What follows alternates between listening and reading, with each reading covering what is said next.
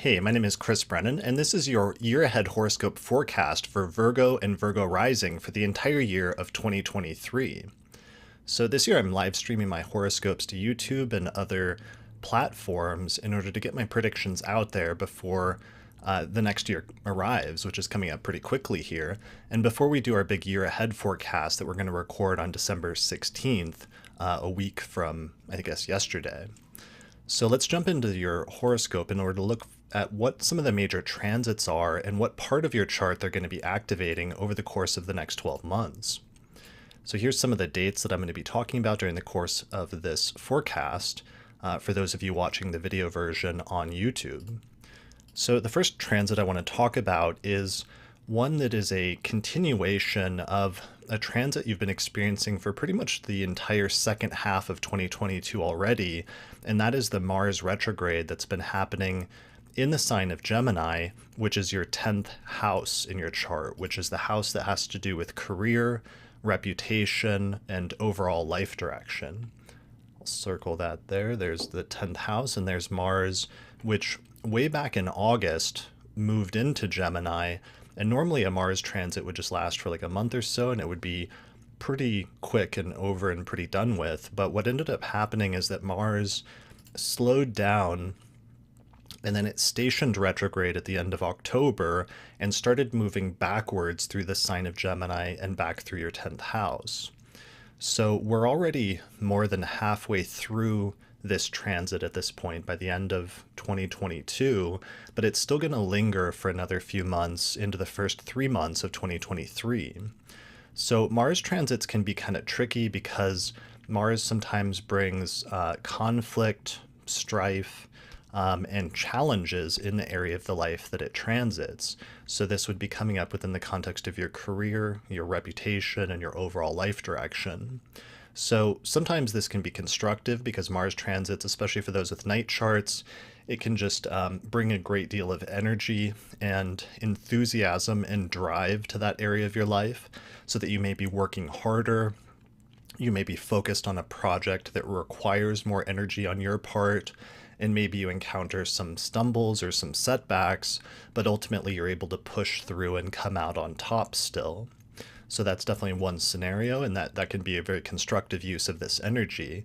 Other scenarios, though, could be conflict with bosses or superiors as a possibility. If you have somebody that you don't get along with that's in a superior role over you, especially at work. Other times you can run into issues with getting sort of like hot-headed or getting in an argument or a conflict or saying something or doing something impulsively that can get you into trouble. So it's good to exercise restraint during this time period. The next, for most of you, whatever this story is about that involves Mars transiting through your career sector, you should already be familiar with it because most of it's already played out in the second half of 2022. And by the time we get to next year, Mars is going to station direct on January 12th and then start moving forward again so that you should start to see the rectification and just the cleanup phase of any issues that have taken place up to that point. And then eventually, when Mars departs from Gemini on March 25th, that's when this entire Mars retrograde period will be completely over and done with. So that's one of the very first transits of the year that I wanted to mention. Moving on, the next transit that's really major is that Saturn is getting ready to complete its 3-year transit through Aquarius, through your 6th house of work and health, where you may have had some restructuring or potentially some setbacks in that area since around March of 2020 when Saturn first moved into that sector of your chart. And it's getting ready to move out of that area of your chart and move into your 7th house of relationships once it moves into the sign of Pisces. So Saturn transits in the 7th house can sometimes bring a period that is more serious when it comes to relationships. You may start thinking more seriously about relationships or wanting to settle down or create sort of long-term commitments in relationships at this time. Sometimes it can bring up a period of testing where there's some like obstacles or setbacks or just critical turning points when it comes to relationships where If you have a relationship that's on a solid foundation, then it'll come out of this period much stronger, and you'll create a foundation that will last for many years in the future. However, if you're in a relationship that's not very stable or has a weak foundation, you may find that some of the obstacles that you run into at this time are hard to get through, and you may just have to make a choice between whether to continue with the relationship or whether it's not worth continuing with. So this isn't going to be a transit that happens all at once. This is just the beginning phase of it, this first year essentially of 2023, because Saturn's going to be transiting through this sector of your chart and through the sign of Pisces all the way until 2026. So it's kind of a long-term transit, but it's a good idea to start paying attention to what happens in the relationship sector of your life over the course of the second and third and fourth quarter of 2023, just because any little narratives or stories that begin with respect to relationships that at that time could end up becoming much more important in the long term than you might expect at first. So, all right, so that's one of the other major transits this year that I want to talk about is that Saturn transit. Moving ahead, we've also got a shift that's taking place in March. There's so many planetary shifts. First Mars, then Saturn, and then finally Pluto dips into Aquarius in March as well for a quick little 3-month preview of a longer-term 20-year Pluto transit that's going to be going through Aquarius over the course of the next couple of decades. So this is going to go through and have sort of a preview into your 6th house of work and health. This may indicate a period in which you're focusing more intensely on your health or on work matters than at other times in your life, to the point of sometimes sort of obsessively focusing on certain topics in that area. That doesn't necessarily have to be a bad thing. It just means that you're going to go through a much more intense period of focus and refinement in this area of your life compared to other times. But since this is such a long-term transit, it may not all sort of start at once at this time as soon as Pluto goes in there, but instead this may just be a preview for some of you of some of the themes that are going to arise over the course of the next decade or two. But it really depends on if you have personal planets early in the fixed signs, then you might see some events happening earlier rather than later. All right, so moving on to more positive transits, I want to talk about the Jupiter transits that are happening this year in your 8th and 9th houses. So for the first 5 months of the year, the planet Jupiter is going to move through Aries and move through your 8th house of shared resources. So this is a period that can be good financially, especially if you're involved in any sort of either business partnership or romantic partnership. This period could see an increase of income as a result of working through a partner. The 8th house also has to do with things like inheritance, debt, taxes, and other things like that. So occasionally when people have Jupiter transits through the 8th, you can see a financial windfall coming through from one of those other topics or one of those other areas related to the 8th house. So this is especially the case just in the first 5 months of the year when you're having that Jupiter transit through Aries. Then in May, about the middle of May, Jupiter is actually going to ingress into Taurus and move into your 9th house of religion, philosophy, education, foreign travel, and belief. So the 9th house and 9th house transits, especially benefic ones, can be very positive for learning and expanding your horizons. And if there's some course of study that you've been wanting to learn for a number of years, if you've been wanting to learn a foreign language or take a major trip or just start on a new educational sort of study, then this can be a great time to do that, and it could mark the beginning of a new phase of education and learning in your life. It's also good for travel. It can also be good for expanding horizons in terms of your beliefs.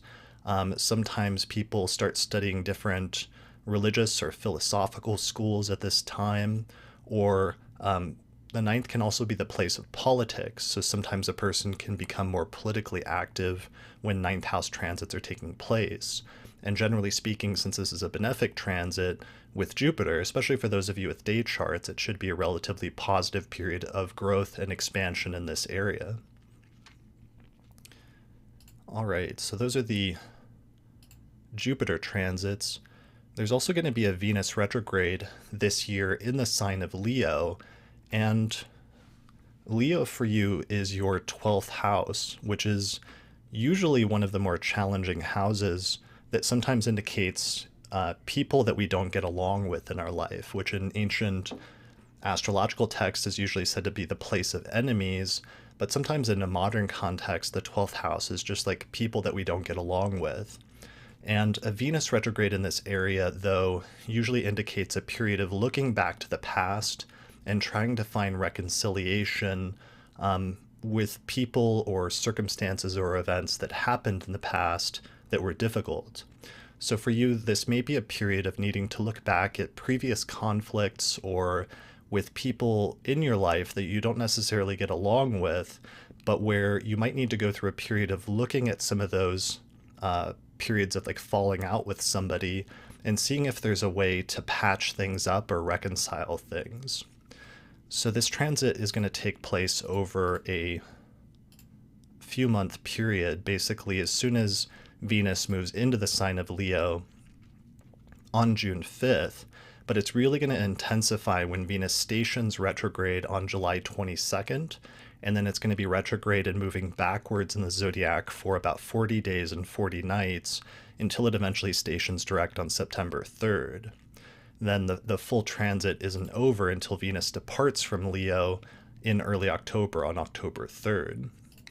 So looking back to the past, reflecting on things, and generally improving conditions in that area of life with people that you don't get along with or that you have tense relationships will be one of the major themes, I think, of that transit, but it should be relatively positive, especially for those of you with night charts where Venus tends to be more benefic and a bit more positive. All right, so those are the benefic transits this year. The last thing I wanted to talk about and focus on in terms of major transits are the eclipses that are going to be taking place this year, because we have a shift that's taking place in the eclipse axis, where it's going to be shifting from your 9th and 3rd house axis, which is essentially your learning and communication axis, and a period of major beginnings and major endings in that area that you've already been experiencing over the course of the past year, where we've had eclipses taking place in those signs during the course of 2022. And what we're going to start to see is a new series of eclipses shifting into your financial sector, which is your 2nd and 8th house axis, which represents personal finances as well as shared resources with other people in your life. So my keywords for eclipses are major beginnings and major endings. We've already talked about 2 of these areas of your chart, the 8th house and the 9th house, where we're going to see positive themes of growth and expansion because Jupiter is also transiting through that area of your chart or that sector of your life. So the Jupiter transits combined with the eclipses will just make some of those major beginnings and major endings a bit more positive and successful and potentially lucky or fortuitous. But we're also going to see some major beginnings and endings when it comes to both your personal finances as well as the way that you communicate, which is the 3rd house with that Scorpio eclipse. So when eclipses take place in the 9th house, we sometimes have a shift in our philosophy or our belief systems or our education. And one of the things that comes along with that then is learning how to communicate what we've learned or what we believe with other people. And that's going to be that Scorpio eclipse in your 3rd house, which is going to become especially important on May 5th when that eclipse takes place in Scorpio, because that's the very last of the Scorpio eclipse series, where whatever philosophical or belief type changes have been going on in your life, or educational changes that have been happening through the 9th house eclipses, while you may have struggled to transition into how to communicate that to other people over the course of the past year, by the time we have this final eclipse in Scorpio in May, I think you'll really get the hang of it, and that sort of sequence of events will be over in your life so that you can transition into the new phase or into the new chapter. So the third house also sometimes represents people in our life, such as siblings, neighbors, or extended relatives. And there may be some major changes happening in the lives of those people around you, which can sometimes have a sort of like unsettling effect in terms of feeling like things are up in the air. But it doesn't necessarily have to be negative or positive. It's just an important turning point sometimes in the lives of those people or with respect to your relationship with those people.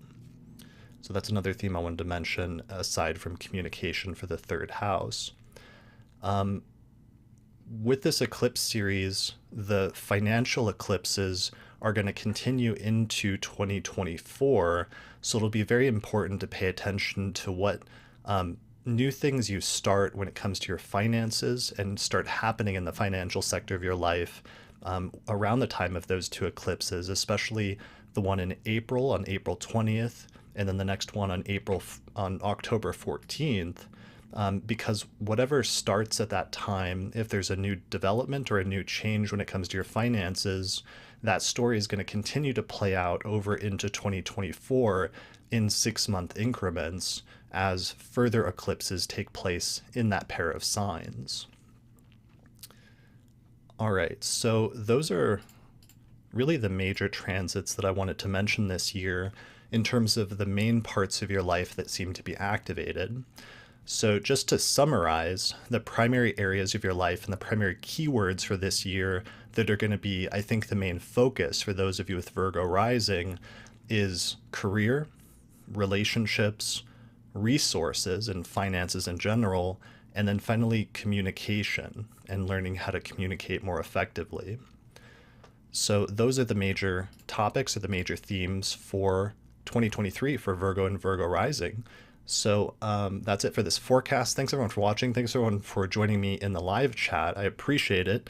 I'm going to run the credits now and then take or answer a few questions here in the comments. But otherwise, that's it for this forecast, and I'll see you again next time.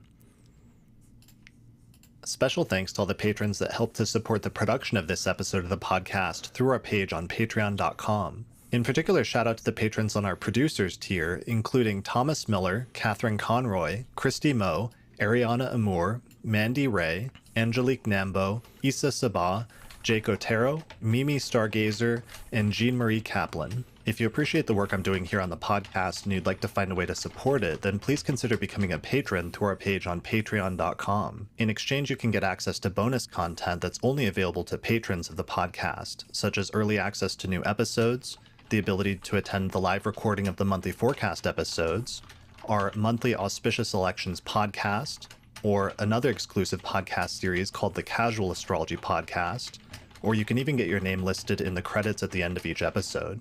For more information, visit patreon.com/astrologypodcast. If you're looking to get an astrological consultation, we have a list of recommended astrologers at theastrologypodcast.com/consultations. The astrologers on the list are friends of the podcast that have been featured in different episodes over the years, and they have different specialties such as natal astrology, electional astrology, synastry, rectification, or horary astrology. You can get a 10% discount when you book a consultation with one of the astrologers on our list by using the promo code AstrologyPodcast. The astrology software that we use and recommend here on the podcast is called SolarFire for Windows, which is available for the PC at alabe.com. Use the promo code AP15 to get a 15% discount.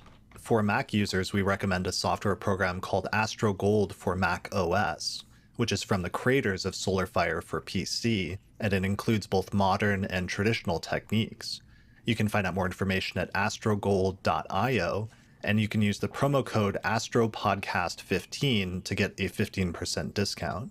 If you'd like to learn more about my approach to astrology, then I'd recommend checking out my book titled Hellenistic Astrology, The Study of Fate and Fortune, where I go over the history, philosophy, and techniques of ancient astrology, taking people from beginner up through intermediate and advanced techniques for reading birth charts. You can get a print copy of the book through Amazon or other online retailers, or there's an ebook version available through Google Books. I also recently published a new translation of the anthology of the 2nd century astrologer Vedius Valens, which is one of the most important sources for understanding the practice of ancient astrology. You can find that by searching for Vedius Valens, the anthology, on Amazon or other online book retailers. If you're really looking to expand your studies of astrology, then I would recommend my Hellenistic Astrology course, which is an online course on ancient astrology where I take people through basic concepts up through intermediate and advanced techniques for reading birth charts. There's over 100 hours of video lectures, as well as guided readings of ancient texts, and by the time you finish the course, you will have a strong foundation in how to read birth charts, as well as make predictions. You can find out more information at courses.theastrologyschool.com. I also recently launched a new course there called the Birth Time Rectification Course, where I teach students how to figure out your birth time using astrology when the birth time is either unknown or uncertain.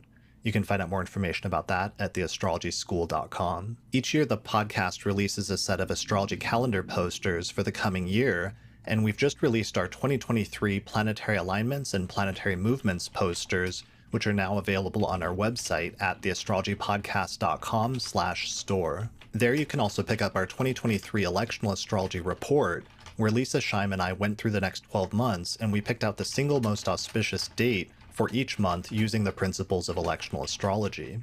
You can get that at theastrologypodcast.com/2023 report. And finally, thanks to our sponsors, including the Mountain Astrologer magazine, which is a quarterly astrology magazine which you can read in print or online at mountainastrologer.com. Finally, thanks also to the Northwest Astrology Conference, which is happening May 25th through the 29th, 2023, just outside of Seattle. This year's conference is going to be a hybrid conference where you can either attend online or in person. Find out more information at norwac.net.